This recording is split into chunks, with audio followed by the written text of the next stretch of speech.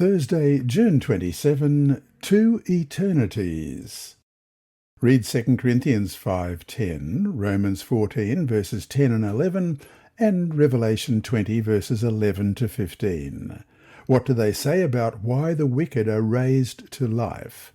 2 Corinthians 5 verse 10, For we must all appear before the judgment seat of Christ, so that each of us may receive what is due us for the things done while in the body, whether good or bad.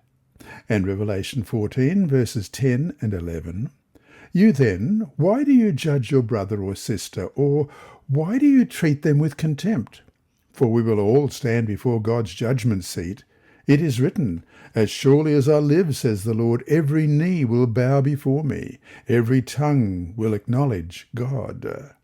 And Revelation chapter 20, beginning at verse 11. Then I saw a great white throne, and him who was seated on it. The earth and the heavens fled from his presence, and there was no place for them. And I saw the dead, great and small, standing before the throne, and books were opened. Another book was opened, which is the book of life. The dead were judged according to what they had done, as recorded in the books. The sea gave up the dead that were in it, and death and Hades gave up the dead that were in them, and each person was judged according to what they had done. Then death and Hades were thrown into the lake of fire. The lake of fire is the second death. Anyone whose name was not found written in the book of life was thrown into the lake of fire. To resolve the sin problem, so evil never arises again, everyone must be convinced that God has been fair and just in all his ways. Ultimately, every knee shall bow and acknowledge God's justice in the great controversy, even Satan and his evil angels, and that there was never any justification for rebellion against God. Notice this insight from Ellen White from page 666 of the Great Controversy. As soon as the books of record are opened, and the eyes of Jesus looks upon the wicked, they are conscious of every sin which they have ever committed. They see just where their feet diverged from the path of purity and holiness, just how far pride and rebellion have carried them in the violation of the law of God.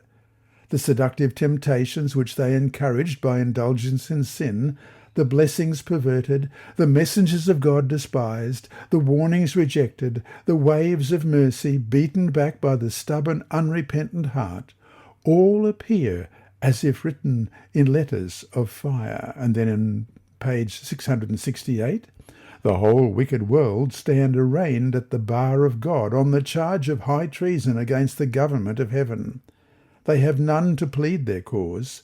They are without excuse, and the sentence of eternal death is pronounced against them."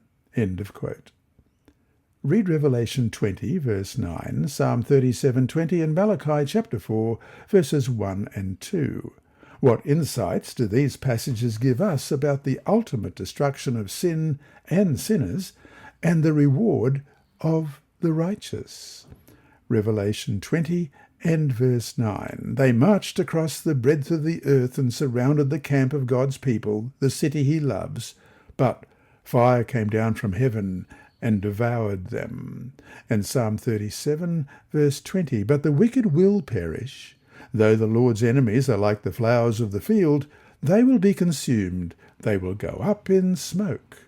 And Malachi 4, verses 1 and 2. Surely the day is coming, it will burn like a furnace. All the arrogant and every evildoer will be stubble. And the day that is coming will set them on fire, says the Lord Almighty. Not a root or a branch will be left to them. But for you who revere my name, the Sun of Righteousness will rise with healing in its rays. And you will go out and frolic like well-fed calves. The good news is that Satan and his evil angels will be destroyed in the lake of fire. Sin and sinners will be consumed. According to Revelation 20, verse 9, they will be devoured, destroyed, and not eternally tormented. The next verse uses the expression forever and ever. Depending on the context, the word forever does not always mean endless, but until something is completely accomplished. As we read in Exodus 20, verse 6, "Then his master must take him before the judges. He shall take him to the door or the doorpost and pierce his ear with an awl. Then he will be his servant for life." And then we read in 1 Samuel 1:22, "Hannah did not go. She said to her husband, 'After the boy is weaned, I will take him and present him before the Lord, and he will live there always.'" And 1 Samuel chapter 1, verse 28, "So now I give him to the Lord for his whole life. He will be given over to the Lord," and he worshipped the Lord there. And Jude, verse 7, "In a similar way, Sodom and Gomorrah and the surrounding towns gave themselves up to sexual immorality and perversion. They serve as an example of those who suffer the punishment of eternal fire." And 2 Peter 2, verses 4 to 6. "For if God did not spare angels when they sinned, but sent them to hell, putting them in chains of darkness to be held for judgment, if he did not spare the ancient world when he brought the flood on its ungodly people, but protected Noah, a preacher of righteousness, and 7 others, if he condemned the cities of Sodom and Gomorrah by burning them to ashes, and made them an example of what is going to happen to the ungodly.